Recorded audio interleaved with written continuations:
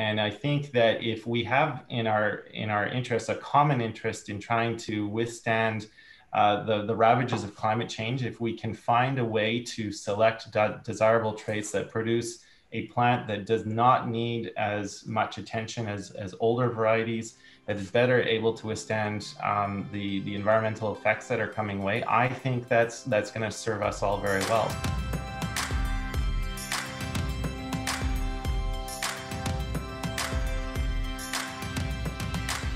Hi everyone, and welcome to episode 11 of Fireside Chats with Erin. I'm your host, Erin Gowerluck. As Executive Director of the Grain Growers of Canada, I started this podcast to serve as a forum for real conversations with industry influencers and policymakers. Today my guest is the Member of Parliament for Cowichan, Malahat, Langford, Alistair MacGregor. Mr. MacGregor was first elected in 2015 and serves as the New Democratic Party critic for agriculture and for rural economic development. This time last week, Alistair, I was worried that we weren't going to be able to have this conversation as it looked like we were on the brink of an election, but thankfully that was averted. So thank you very much for stopping by for a fireside chat. Well, it's great to see you again, Erin, and thank you so much for this opportunity. Let's dive right in, shall we? Sure. Let's start with a very timely and important topic for grain grower members and quite frankly for farmers across the country. The Ag Minister's federal, provincial, and territorial meeting will take place at the end of this month on November 27th, and the entire sector is hoping for meaningful changes to the AgriStability program as a result of their meeting. As a member of the House of Commons Agriculture Committee, you pushed the committee to do a study to reassess Canada's business risk management programs, and we thank you for that. The results of this study have been delayed, unfortunately, by COVID and by prorogation. But it looks like they may be ready soon, hopefully before the FPT meeting at the end of next month. Can you tell us a bit about what you've learned during this study and what your party's stance is on changes to AgriStability, and perhaps what recommendations you think the committee might be making to government based on the report? Yeah, excellent question. As you know, Erin, the subject of BRMs has been a long-standing issue even before COVID, but it was certainly put on the spotlight by many farms during the crisis, and of course that's continuing to this day. I was really happy to see my colleagues around the Agriculture Committee join with me and prioritize this study, and it was great to see that cross-party collaboration. We had some really fantastic witness testimony in February and March, and then of course COVID hit, and our committee did have to switch gears a bit, but there was a really a concurrent theme even amongst the COVID testimony, because we had a lot of producers from many different sectors talk about the trials and tribulations they were going through and how inadequate the existing BRM framework was in helping them deal with this cataclysmic crisis that so many were facing. So it was really great to see that testimony. It's been very valuable. Of course, you're right. The other unfortunate thing that happened was prorogation, because as you may know, in August, our committee was about to start looking at the draft report that was based on all of that witness testimony. And when prorogation happened, our committee essentially ceased to exist. So we lost about 6 to 7 weeks of work from that one action, because we really were working under a timeline of trying to get this report through with its recommendations well in advance of the FPT meeting, which now, of course, has been backdated to November. I can't really, break with parliamentary privilege because the report is still in its draft form. But what I will say is that I think you'll see a report and you'll see recommendations that closely mirror the testimony that we heard at committee, and in particular with regard to AgriStability, there was near unanimous recommendations right across the board. And in fact, right after prorogation, I took the opportunity as the NDP's agriculture critic to write a direct letter to Minister Bibeau. In that letter, I specifically referenced, moving the target to 85%, increasing the cap, and making sure that we were getting rid of the reference margin limit. So from my perspective, I support moving those amendments to the AgriStability program, and I think you'll see our committee's report reflect witness testimony quite carefully. Right now, we're just trying really hard to get that report completed so that we have something to present to the minister. Excellent. Thank you. Thank you very much for your letter to the minister. And yes, I think that never before have we seen, certainly not on business risk management, the sector so completely united on one particular set of asks, which is very nice to see. Yes. On the topic of your parliamentary functions, there is currently a private member's bill, Bill C-206, which is an act to amend the Greenhouse Gas Pollution Pricing Act that will be debated soon. Mhm. This act seeks to exempt the propane and natural gas that is used for grain drying from the carbon tax. Now, the purpose of this tax, of course, is to encourage a transition away from fossil fuels to a different technology in order to reduce emissions. Mhm. But in the case of grain drying, as you well know, because we've discussed this before, the technology simply doesn't exist, and therefore many farmers see the tax as simply being punitive. I know your party supports a price on carbon, but given the policy and the fact that it's unable to achieve its intended objective in this particular context, can we expect your party to support Bill C-206 at second reading? Yeah, well, first of all, I'd like to congratulate Philip Lawrence. He's a conservative member of parliament that I've gotten to know, and I really respect him as an individual. And I'd like to acknowledge the work that he's put into bringing this bill forward. And, on this very issue, I also wrote a letter to the minister with respect to the trials that farmers were going through with the costs of drying their grain back in February. And, we did reference in that particular letter that we'd like to see the minister consider this as a policy because of the extremely wet conditions that farmers had gone through. And you're very right to point out, Erin, right now, farmers do not have an alternative to efficiently dry their grain. It does require natural gas. It does require propane. And my caucus has not yet had the opportunity to discuss the bill, but I think based on the fact that I've written a letter on this subject, but also there is precedent, right? If you look at my home province of British Columbia, propane in particular is subject to exemption from the motor fuel tax if it's used by a qualifying farmer for farm purposes. So I think there is a recognition already in some provincial jurisdictions that, propane can belong in the same categories as marked fuels like diesel and gasoline. And I think there's a strong argument to be made, especially if there is no current viable alternative. Both you and I know the struggles that farmers go through just through the regular routine of their business. They work very hard, but they also work in a business that throws up the unexpected towards them.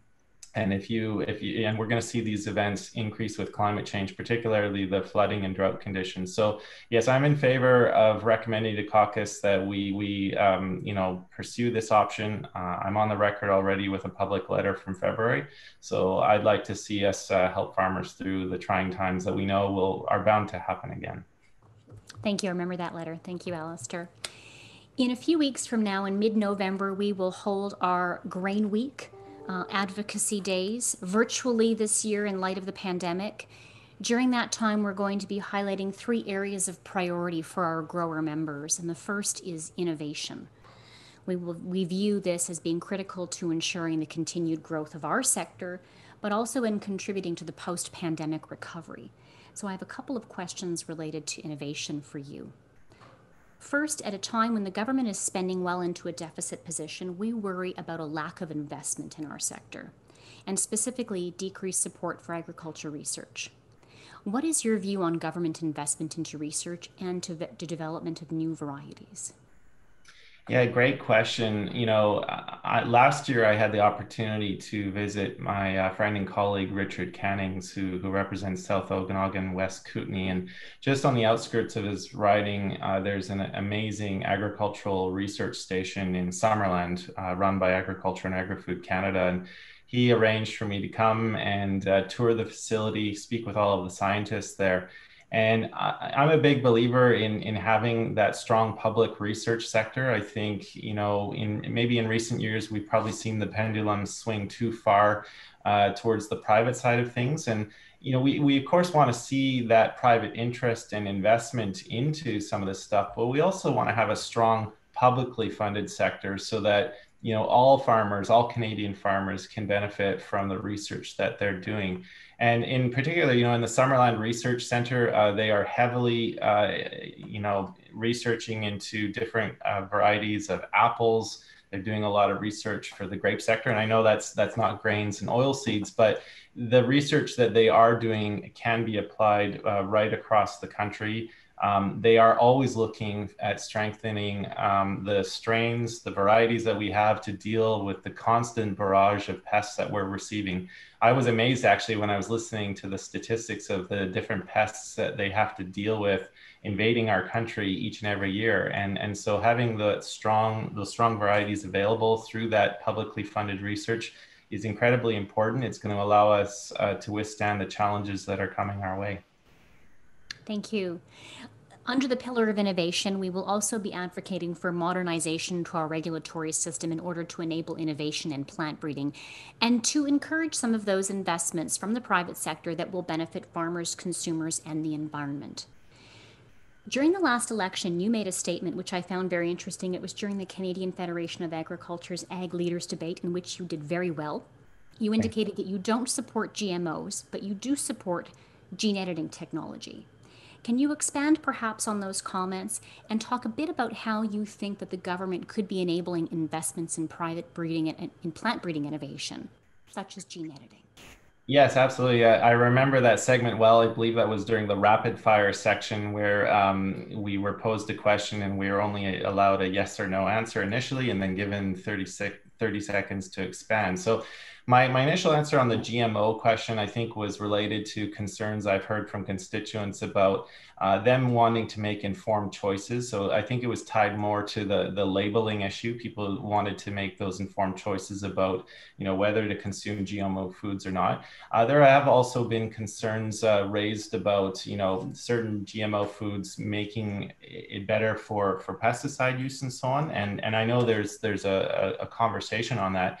I think why I differed on gene editing is because I think gene editing in trying to select desirable traits that are already hidden in the genetic code of certain varieties, whether they are plants or animals, farmers have been doing that for thousands of years. And this is simply speeding the process up. So, farmers have always looked for those beneficial traits in plants or animals, trying to find a bloodline that leads to bigger beef cattle, finding wheat that is better able to grow roots in conditions that are not otherwise favorable to it, to withstand drought, to withstand flooding. And I think that's the real promise. And I think, I'm always trying to find sort of that bridge between conventional farming and organic farming. And I think that if we have in our interest, a common interest in trying to withstand the ravages of climate change, if we can find a way to select desirable traits that produce a plant that does not need as much attention as older varieties, that is better able to withstand the environmental effects that are coming away, I think that's going to serve us all very well. So that's why I think I've sort of differentiated myself between the two. And I think, if I remember correctly, going back to the previous parliament, when we were doing our study into technology and innovation in the agriculture sector, we even had some of the leading researchers from across Canada acknowledge problems with using the term GMO. They knew it was a really loaded term, and that's why they were really excited about the CRISPR technology, the gene editing, and the promise that it may in fact yield for us. Thank you. The second focus for our Grain Week Advocacy Week is going to be sustainability. As you know, the agriculture sector, our entire industry, has made great strides in reducing emissions and inputs and continuing to grow more food without expanding our land base. From things like conservation tillage to 4R nutrient management, sustainability is at the core of everything Canadian farmers do. Canadian farmers also make significant investments in upgrading their machinery to lower emission engines, to embracing GPS and variable rate technologies. Learning and adopting these practices and new technologies comes at a high cost to farmers. And that's why we were heartened to hear in the recent throne speech that the government gave their plan to recognize farmers and ranchers as key partners in the fight against climate change. That said, recent interactions between our members and government of late have not necessarily reflected the sentiment. So my question to you is, how would an NDP government recognize farmers for their sustainability efforts? Yeah, a great question. I think, probably you could look to our BC NDP government here in British Columbia. I know Minister Lana Popham quite well, and I know in the recent election they made a commitment to encouraging sustainability efforts, recognizing the hard work that farmers are already doing. As a personal example, Erin, I took a trip to the interior a couple of months ago to the Okanagan area. I was invited by the British Columbia Cattlemen's Association to go and tour two ranches that had won sustainability awards, and it was really quite educational for me to actually speak to the ranchers themselves, take a tour of their property, and show how they were moving their cattle around. And how really a healthy ecosystem depends on that natural interaction between plants and animals. And so if you want to have those healthy grazing grasslands, you actually do need to have regular movement of cattle coming through it. In fact, they've done studies on how well managed grasslands actually their carbon sequestration potential is huge. I think a personal interest area of mine in agriculture has always been related to soil health and the incredible ability that well-managed soil has to be one of our greatest weapons against climate change. And I think, it was really encouraging to see that sort of one sentence in the throne speech. I'm definitely learning, I want to learn more details about what that actually entails, but I have seen studies out there where, a well-managed hectare of soil is able to sequester, in the neighborhood of 40 tons of carbon per year. So this, I think, trying to get out of the bun fight that has existed over the carbon tax, I think a safer sort of middle ground is probably, in fact, recognizing the strong efforts that farmers already are making and the potential that the sector as a whole has in sequestering carbon. So that's a real interest of mine. And I think we're right to start trying to recognize those efforts. And it is a real interest of ours in our pursuit of this definition, what this definition of recognition means. Mm-hmm. The third focus, and this will come as no surprise for Grain Week, certainly for our members, will be international trade.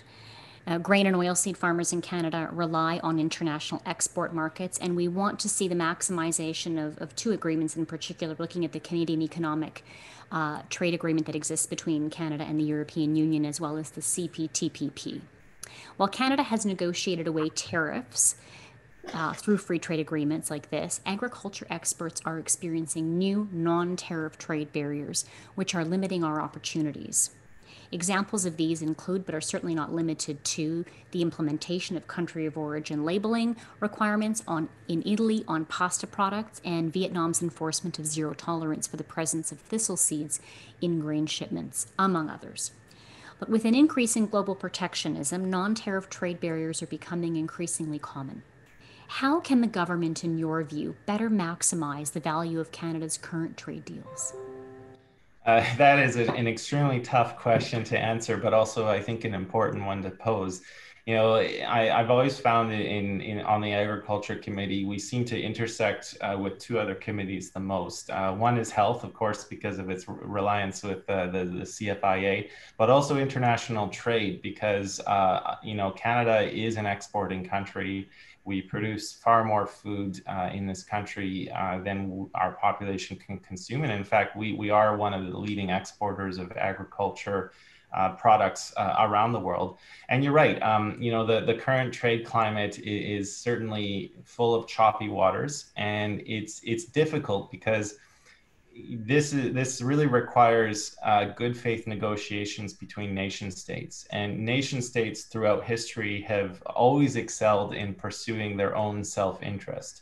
So I think the key for Canada going forward is to really try and focus our efforts on like-minded countries, especially ones that can perhaps act as our allies when we're dealing with countries like China, for example, which very much tie their trade policy to their national interests. And they are a rising power, but I think they're throwing their weight around a little bit too much these days. And so I think a successful trade policy on our part depends on finding those key allies around the world, and trying our best in trade negotiations to really zero down on those irritants that have the potential of rising in the future. Because ultimately, what we want to see, uh, pure trade should just be simply the removal of tariffs to allow the free movement of goods and services. And when we start getting bogged down in, for example, trying to find, a little bit amount of thistle seed in a shipment, or Italy's qualms over our Durham wheat, this is, quite detrimental to our sector. And I think it goes back on the good faith negotiations that we did enter into when we were trying to negotiate those trade deals in the first place. As an example, our sectors have already identified how CETA, because of what's going on in Italy, we're not reaping as many benefits as were originally promised when the trade deal was signed and then implemented. So, I don't know if that's much of an answer for you, Erin, or for your viewers. It's a tough one to answer because we very much are at the mercy of other nation states pursuing their national self-interest. I agree. It's not an easy challenge, certainly, but I support your view that any opportunity we have to work with like-minded countries, right, globally, will only strengthen Canada's position as a middle power. Yeah. Let's talk for a moment about rural economic development. I know we don't need to explain to you the importance of having providing both broadband internet in rural areas as well as wireless connectivity across the countryside. The government recently made an announcement that they are going to expedite investments in rural connectivity, and we certainly hope to see the results of that commitment soon. That said, and recognizing that this is certainly a challenging problem to solve, how would you assess the progress that this government has made, and how could government better achieve these goals in the near future? Yeah, no, great question. And, I've really enjoyed having the rural economic development portfolio added to my responsibilities during this parliament. I think rural economic development and agriculture have always gone together quite well. And I know at the Agriculture Committee, we have heard repeatedly from farmers and from individuals based in rural communities about how poor the connectivity issues are out there. Um, how would I assess the the way the government's proceeded so far? I think we needed to have these changes implemented yesterday. COVID-19 has put into focus just how poorly served so many of our rural communities are, because right now internet connectivity, it's more than just a convenience. It's actually now an economic necessity because of the physical distancing requirements, because of the disruptions that we've had in our normal way of conducting business. I mean, you and I are conducting this interview over Zoom right now. We're lucky to have stable internet connections to allow for that video conferencing, but so many communities don't have that. And if you go to look at the statistics, less than half of households in rural communities have those high-speed internet connections. The statistics are even worse for Indigenous communities. And I really have to sort of, pay homage to my colleague, Brian Massey. He's the Member of Parliament for Windsor West. He is our industry critic. He has spoken out on this issue for a number of years. And I think one of the first things that we need to do is I think we need to declare broadband and connectivity services as an essential service. And we really need to pony up the resources to get this done. If you look at the billions of dollars that the federal government has raked in over the years through spectrum auctions, it's an incredible amount of money. And they've used that revenue to fund other programs. If we even to use a fraction of the money that we have garnered out of those spectrum sales, I think we could very quickly find the budget to make this a reality for many Canadians. As I said, this should have been done yesterday. COVID-19 has put it into focus. But I think, there is now a renewed and determined effort across the political spectrum at getting this done because, every political party has MPs who represent rural areas, and we can all, tell you a litany of complaints that we've heard from our constituents on this very issue. Thank you. I agree. And certainly COVID has shone a light on the need, the importance of connectivity. Perhaps we can close our conversation today with a big picture question. You know, we often discuss the potential that the grains and oilseed sector has to help drive our nation's economic recovery and to sustain rural communities across the country. But action to enable doesn't always seem to follow. What is your vision for the agriculture industry in Canada? And if your party formed government, how would you ensure the continued growth of Canada's agriculture sector? Yeah, great question. One thing I've learned since becoming the agriculture critic is just, how incredibly diverse the sector is right across the country. We really are so fortunate to have a landmass that allows us to have the ability to grow all of this good food. And I think any kind of successful agriculture policy has to be one that puts farmers in the driver's seat and at the leading edge. As we've alluded to in previous questions and answers, farmers are leaders in trying to make sure that they have sustainable practices. They're probably the first ones that will tell you that the health of their animals, the health of their land is really key to making sure that their business is successful. I think, going forward, we've always known that agriculture is one of the biggest drivers of our economy. I mean, some people might be surprised to see that statistic where 1 out of 8 jobs is related to agriculture or agri-food. And I think going forward, as we look towards getting our country on an economic recovery, agriculture is going to be a key part of that. And one of the reasons is that the common denominator that we all have as humans is that we all need to eat. What I would like to see going forward is maybe a little bit more of a focus on increasing resiliency in our local communities. I think we've already proven ourselves to be a powerhouse when it comes to agricultural exports, but we still have this situation in Canada where despite our ability to grow so much food, we still have so many communities that suffer from food insecurity. So I would really like to see efforts where the government is maybe investing in funds like the Local Food Infrastructure Fund, where we are maybe making sure that our processing capacity is not concentrated in 1 or 2 centers across the country, but that those communities right across Canada have that ability to be resilient, to withstand future shocks. And I think that's going to be a key consideration going forward. I heard that term resiliency so many times during the COVID-19 hearings that our committee had. And I think there really is a renewed interest in how we build that local community resiliency. So I'm excited by the potential that the sector has in leading our country out of the mess that we find ourselves in. And I think it's proven time and time again, if you look at our country's history, of its ability to withstand shocks, but also lead the way out. So it's looking good, I think. I'm always optimistic. You are, and I always enjoy our conversations.